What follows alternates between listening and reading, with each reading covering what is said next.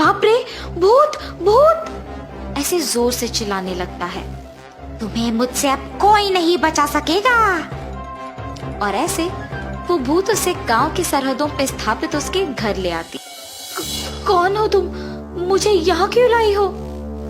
तुम्हें नहीं पता कि मैं कौन हूँ? तुम्हारे आलस ही मेरे मौत का कारण है। उस दिन मैं बीमार होने के कारण बीच रास्ते में पड़ी हुई थी और तुमने मुझे देखकर लापरवाह से मुझे वैसे ही वहां छोड़कर चले गए। अगर तुम मुझे उस दिन अस्पताल लेकर गए होते तो आज मैं जिंदा होती। मुझे नहीं पता था कि तुम मर गई। अगर मुझे पहले पता होता तो मैं तुम्हें ऐसे नहीं छोड़ता। उस दिन के लिए मैं अब बदला लूंगी। अब से हर रोज तुम मेरे लिए खाना बनाओगे और मेरे सारे काम करोगे। मैं अपने खुद के घर में ही काम नहीं करता हूँ। मेरे ही काम मेरी बीवी करती है और तुम कह रही हो कि मैं तुम्हारे सारे काम करूँ? मैं नहीं करूँगा। उसकी बातें सुनकर भूत को बहुत गुस्सा आता और वो उसका गला जोर से पकड़ लेती है। अगर तुमने मेरे काम सारे ढंग से नहीं किया और मेरे लिए खाना नहीं बनाया तो तुम मेरे खाना बन जाओगे। मुझे छोड़ दो, कृपया मुझे कुछ मत करो। मैं तुम्हारा कहाँ मानूंगा। और ऐसे कहने पर वो उसे छोड़ देती है। वीरेंद्र डर के मारे उस भूत के सारे काम करता है। वीरेंद्र के माँ बाप और पत्नी सब्जी बेचकर जब घर लौटते हैं तो वीरेंद्र को वहां ना देख परेशान हो जाते हैं। वीरेंद्र, वीरेंद्र हर रोज तो इस समय में यही सोते रहता है। आज न जाने कहाँ गया। आप रुकिए ना ससुर जी, मैं बाहर जाके देख कर आती हूँ। सुचित्रा बाहर जाकर उसके सामने आए हर एक इंसान को उसके पति के बारे में पूछती है, लेकिन किसी को वीरेंद्र ना दिखने के कारण उसे कुछ नहीं पता चलता है और वो उसके घर निराश होकर वापस चले जाती है। ऐसे ही बहुत दिन गुजर जाते हैं।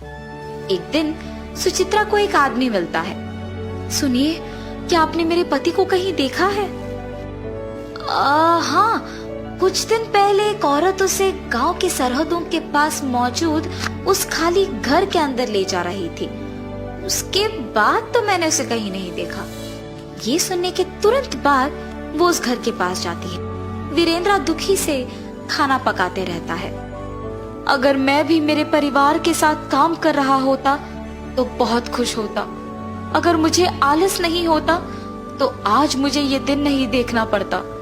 मेरे ही लापरवाही और आलस के कारण ये सब हुआ है।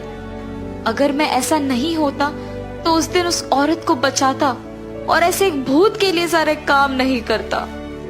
ऐसे सोचते हुए निराश होता है और बगल में उसे उसकी पत्नी दिखाई देती है।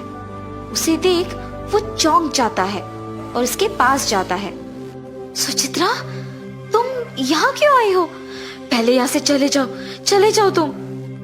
अरे आप किसी को बताए बिना यहाँ क्यों आए हैं? ऐसे वो दोनों बात करते हैं और वहाँ वो भूत आती है। मेरे कारण तो मर गई हो, इसमें मेरी बीवी की कोई गलती नहीं है। उसे कृपया कुछ मत करो। ये कह के उसकी बीवी को वो जो कुछ भी हुआ बताता है और उसे वहां से जाने के लिए कहता है। मेरे पति को माफ करो। अगर उनकी गलती है तो वो मेरी भी गलती है, इसीलिए उन्हें छोड़ दो और मुझे मार दो। ऐसे वो उस भूत से विनती करती है। तुम दोनों को ऐसे दुखी होने की कोई जरूरत नहीं है। तुम्हारे पति को मारने से मेरे प्राण तो वापस नहीं आएंगे, इसीलिए मैं किसी को कुछ नहीं करूंगी। ये कह के उन दोनों को दुखी देख वीरेंद्र को माफ करके वहाँ से वो भूत गायब हो जाती है और तब पति पत्नी दोनों खुशी से उनके घर वापस लौटते हैं।